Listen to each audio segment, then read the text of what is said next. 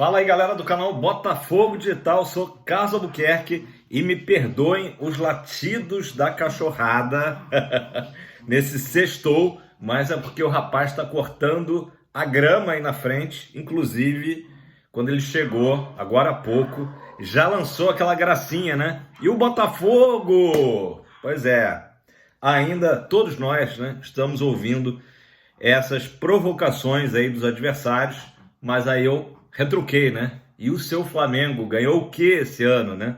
Enfim, galera, brincadeiras à parte, essa resenha aí faz parte, né, do futebol, é a parte boa do futebol. Vamos logo às notícias do Fogão, beleza? O goleiro Santos, justamente lá do clube da Gávea, né, parece que não permanecerá no Flamengo em 2024. O Botafogo já fez contato por ele, né? Demonstrou interesse. Primeiro, por conta do Thiago Nunes confiar, né? E a gente sabe que goleiro é uma posição ali, é um cargo de confiança, né, do treinador. E segundo, também é muito bem visto internamente no Botafogo o fato do Santos ter experiência com gramado sintético, né? Enfim, não confundir goleiro Santos com goleiro do Santos, né? Trouxe aqui também essa semana que o alvo principal do Botafogo é justamente o João Paulo, né? Goleiro da equipe santista. Mia, você tá? Daqui a pouco eu mostro você aqui. Ela fica doida para aparecer. Eu começo a falar e ela fica doida. Mas a informação do Fred Gomes, tá? O repórter do GE, é que o Santos não deve ficar no Flamengo, justamente porque ele perdeu muito espaço lá. Hoje é o terceiro goleiro, né? Vem cá, Mia, vem. Vamos lá. A gente resolve logo isso. Você quer aparecer? Dá aquele oi pra galerinha. Até mexeu aqui no meu roteiro, né, Mia? Então é isso, galera. Eu confesso que é um nome que não me anima, o do Santos, a menos que o Botafogo trouxesse ele também para ser uma opção ali, junto com o Gatito, enfim.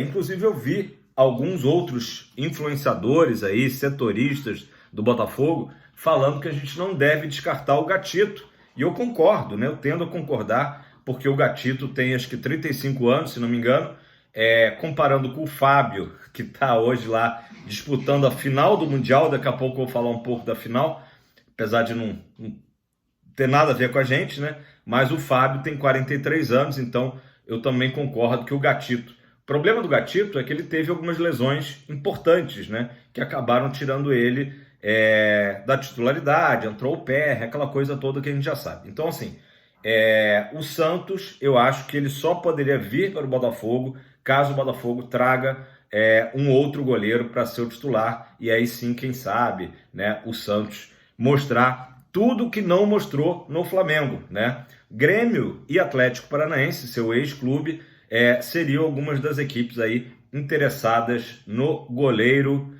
que tem contrato com o Flamengo, tá? Até dezembro de 2025, ainda tem aí um contrato por um bom tempo, mas, como eu disse, informação do Fred Gomes, não deve permanecer na Gávea agora nesse ano que vai começar. Galera, dando um giro rápido aqui de Botafogo, o Botafogo tem a equipe B, todo mundo sabe, né?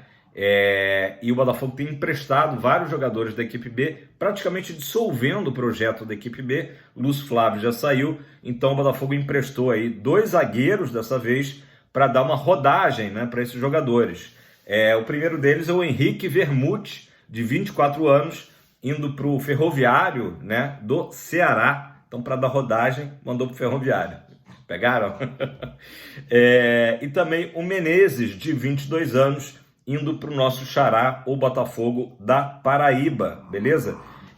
O Menezes veio do Vasco, tá? Não chegou a ser utilizado relacionado a nenhum jogo do Campeonato Brasileiro, tá? E já o Vermute, que veio do Curitiba, foi relacionado em apenas um jogo, coincidentemente, o nosso duelo contra o Coxa, tá? Outros jogadores da equipe B do Botafogo que já foram emprestados também, vou passar aqui rapidinho a lista, tá? O Vitor Marinho, lateral direito, foi para o ABC de Natal. O Felipe Vieira, volante, foi para o América do Rio Grande do Norte, rival do ABC. O Juninho Vieira, volante, perdão, o Juninho, meia, foi para o Madureira, tricolor suburbano aqui do Rio, e o Vitinho, atacante, foi também para o Ferroviário do Ceará. São informações dadas pelo Fogão Net, tá? Galera, o técnico Jair Ventura, nosso último técnico aí de Libertadores em 2017, filho do lendário Jairzinho Furacão da Copa de 70, fez um trabalho muito bom esse ano no Atlético Goianiense, né? O Atlético Goianiense estava ali no meio de tabela quando o Jair Ventura chega lá, e ele fez um segundo turno fantástico. A gente precisava de uma campanha de Jair Ventura no nosso segundo turno, enfim.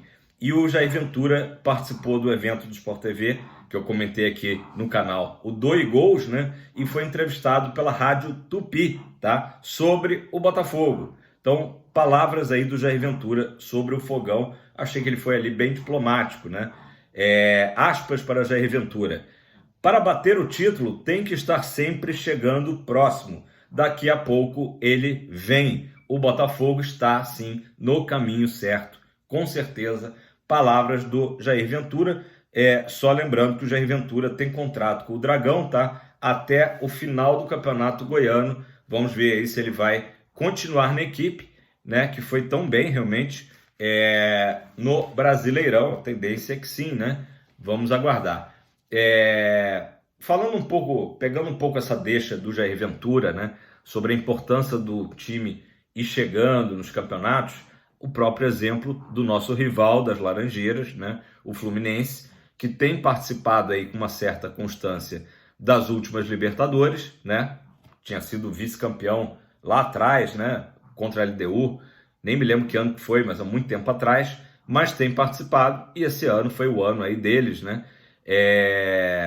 Então, logo mais, uma final muito difícil contra o Manchester City, por todo o poderio da equipe inglesa, mas eu não descartaria o Fluminense, tá?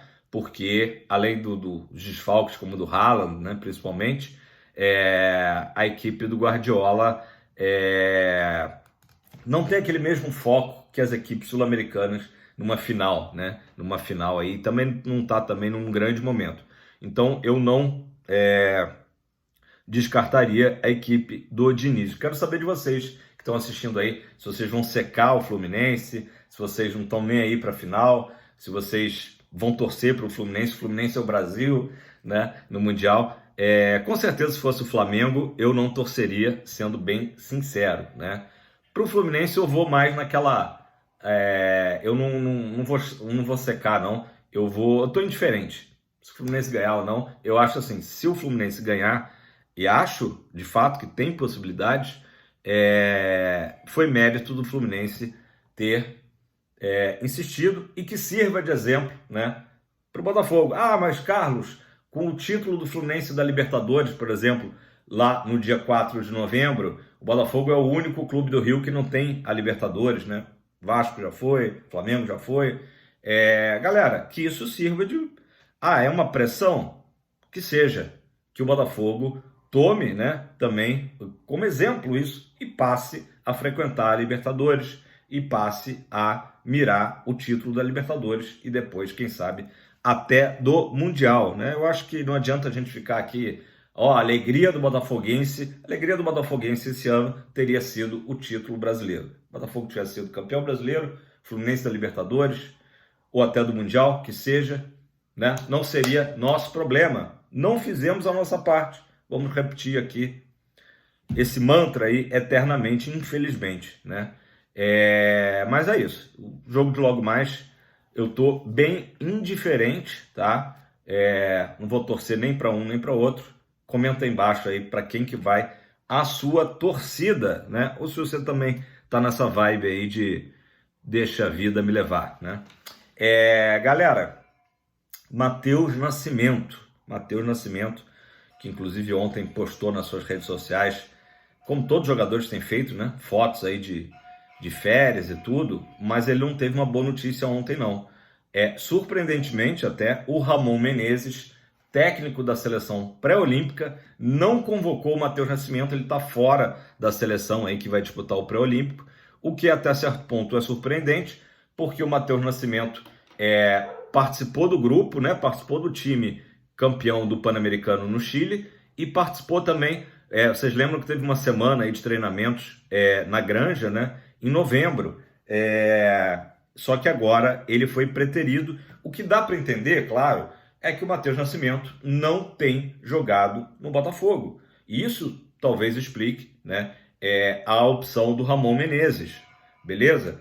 Para o Botafogo, tudo bem, vai ter o Matheus Nascimento agora na pré-temporada, mas desvaloriza o jogador, que é um ativo do Botafogo, e que certamente o Botafogo ainda continua aguardando o momento certo de vendê-lo em definitivo, né? Isso aí é uma coisa que a gente já tem observado aí desde a outra janela. O Botafogo já recebeu algumas propostas, em momentos que o Matheus Nascimento estava mais em alta, né? E agora aí uma baixa, né?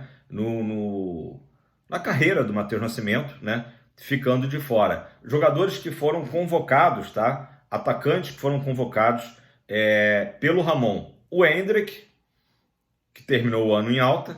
O John Kennedy, nem se fala, a mesma coisa, não é titular do Fluminense, mas tem sido fundamental aí no time do Fernando Diniz. E o Gabriel Peck, que também, de certa forma, tinha um protagonismo ali no Vasco. Então, esses jogadores estão convocados, vão jogar o pré-olímpico na Venezuela, que é de 21 de janeiro a 11 de fevereiro, tá?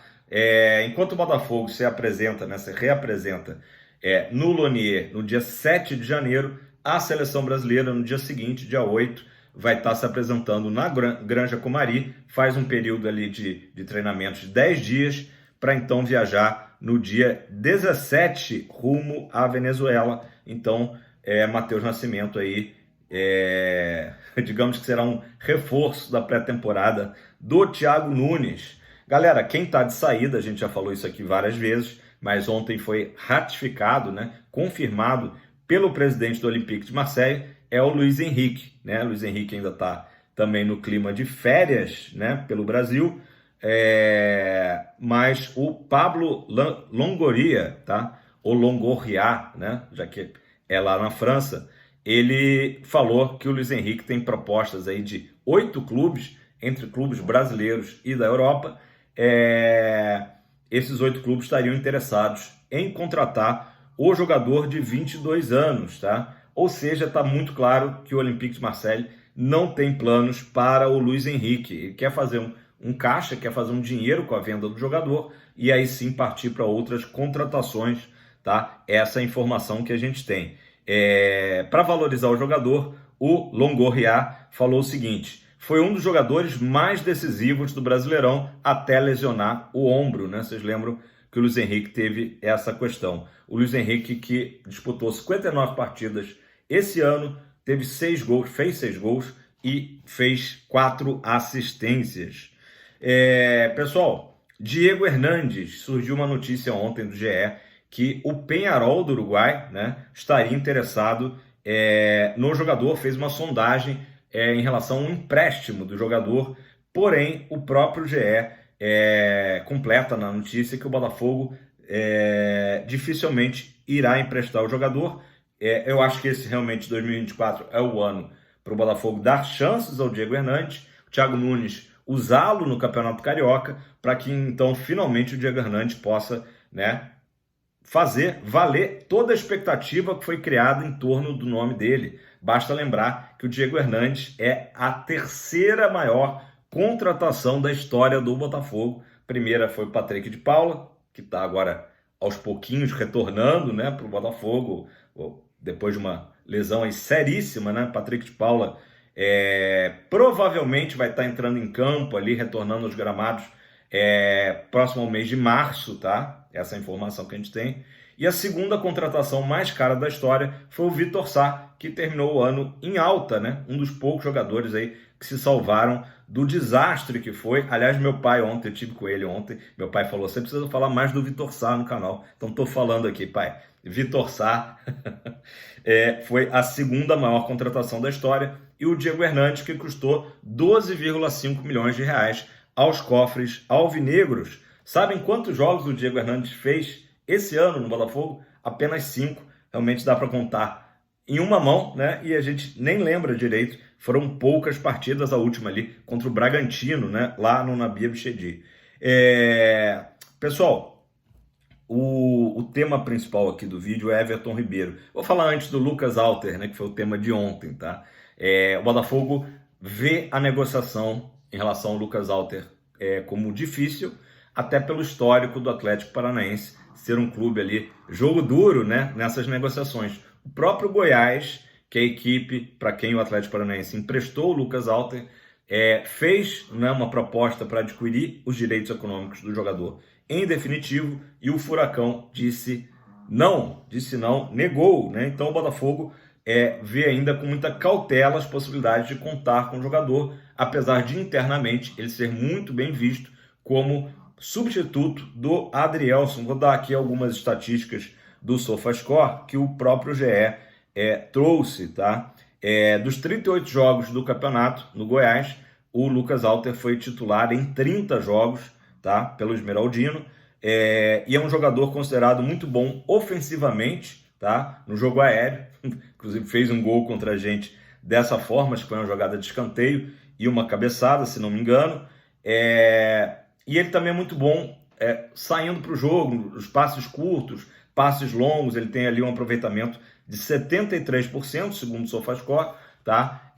E os números dele de defesa são muito semelhantes ao do próprio Adrielson, tá? 4,4 cortes defensivos por jogo e 4,6 bolas recuperadas em média, né, por jogo. Então são números bem similares do Adrielson. Por isso seria bem interessante um jogador que é um pouco mais jovem até do que o próprio Adrielson. Outro ponto forte destacado pelos scouts do Botafogo, né, por essa análise, é a boa saída de jogo do Lucas Alter, né? E por que o Lucas Alter não se firmou no Atlético Paranaense? Naturalmente houve a questão de algumas trocas de técnico por lá, concorrência naturalmente no time e também algumas lesões na época, mas nada que assuste, tá? Nada fora do comum, lesões normais, né? E eu trouxe aqui também ontem, informei também que o Lucas Alter é um jogador com passagens por seleção sub-17 e sub-20 do Brasil, ou seja, um jogador que não só entregaria muito, né, seria muito útil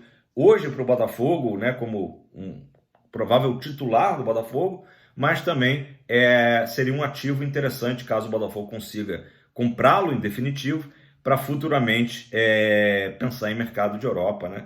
É assim que a roda gira, galera. Então vamos lá, vamos ao assunto principal aí, que é o Everton Ribeiro. Já informei aqui no canal alguns dias atrás do interesse do Botafogo. O Botafogo simplesmente aguardava a situação dele com o Flamengo e a renovação dele por lá não tá muito fácil, tá? Informação, quem trouxe foi o Vene Casagrande, do SBT, que um dirigente do Flamengo, aí ele não deu o nome, falou o seguinte: está mais difícil do que parece, tá? E por que isso? O Everton Ribeiro, o Flamengo, melhor dizendo, ofereceu um contrato de 1 ano para o Everton Ribeiro, que tem 34 anos e fez 34 jogos esse ano, né? Pelo rubro-negro, e o Everton Ribeiro quer pelo menos mais 2 anos de contrato. A notícia que chegou ontem, tá, é que também o Cruzeiro entrou na briga. O Cruzeiro já fez contato, tá, já entrou em contato com o staff do jogador para dizer que tem interesse. E aí tem aquele lado meio afetivo, né, imagino, já que o Everton Ribeiro, vocês lembram, né, foi campeão no Cruzeiro há 10 anos atrás, 12 anos atrás, por aí, acho que foi nessa época, em 2011 ou 2013, que ele foi campeão lá na Raposa, né? Então o Cruzeiro entrou na briga aí com o Botafogo. Quero saber também a opinião de vocês, se vale a pena o Botafogo fazer uma proposta. Certamente teria que ser 2 ou 3 anos de contrato para seduzir o Everton Ribeiro e o seu staff, né? Fato é que o Flamengo, tendo agora contratado o De La Cruz, né, jogador aí em alta no mercado sul-americano, seleção do Uruguai, né, titularíssimo no River Plate, com a contratação do De La Cruz, o Everton Ribeiro perde mais espaço ainda lá no Clube da Gávea, né? E aí, só para contextualizar, comentei no início do vídeo que estava falando com o jardineiro, né? Rubro-negro, deu aquela provocada, né? Falando do Botafogo, falou que o Everton Ribeiro, para ele, não tem mais espaço no Flamengo, né? Assim como a Arrascaeta também falou que a Arrascaeta também joga bem os jogos, já não joga tão bem outros, né? Acho que são jogadores que tiveram ali o seu auge no Flamengo 2019, 2020 e realmente já não tem desempenhado tão bem. Então a questão é o seguinte: Everton Ribeiro seria um jogador ainda interessante para o Botafogo, para de repente fazer uma sombra ali ao Eduardo, jogar parte dos jogos que o Eduardo não puder jogar, né, e vice-versa, num ano que o Botafogo vai jogar Libertadores. Everton Ribeiro é um jogador com experiência de Libertadores, né, um jogador aí cascudo, que é o perfil que o Botafogo busca. Será que ele ainda vai entregar a parte técnica, né? Lembrando que há não muito tempo atrás, né, um ano atrás, na Copa do Mundo, o Everton Ribeiro estava lá no grupo, né, da seleção do Tite. Então é interessante a gente ver isso aí, que eu acho que é um jogador, minha opinião, né, que ainda pode dar alguma coisa, mas a gente não sabe por quanto tempo. Talvez por isso que o Flamengo esteja oferecendo um ano de contrato, né? E aí a gente tem que mensurar bem, né, o Botafogo, caso o Botafogo ofereça 2 anos de contrato, se o Everton Ribeiro ainda pode performar em alto nível por mais 2 ou 3 anos, quem sabe. Beleza, pessoal? Essas foram as notícias, pacotão aí de notícias do Fogão. Ótima sexta-feira a todos. Já deixa aquele like, dá aquela moral. Até que os cachorros se comportaram. Não vou falar muito, não. Cadê você, Mia? Dormiu. Eu começo a falar, ela dorme. Espero que vocês tenham ficado ligados e bem acordados. Senta o dedo no like, deixa seu comentário embaixo. Pro YouTube, a plataforma entender que é um conteúdo de qualidade, né, e apresentar para mais irmãos de camisa botafoguenses. Estamos juntos. Até amanhã, se Deus quiser.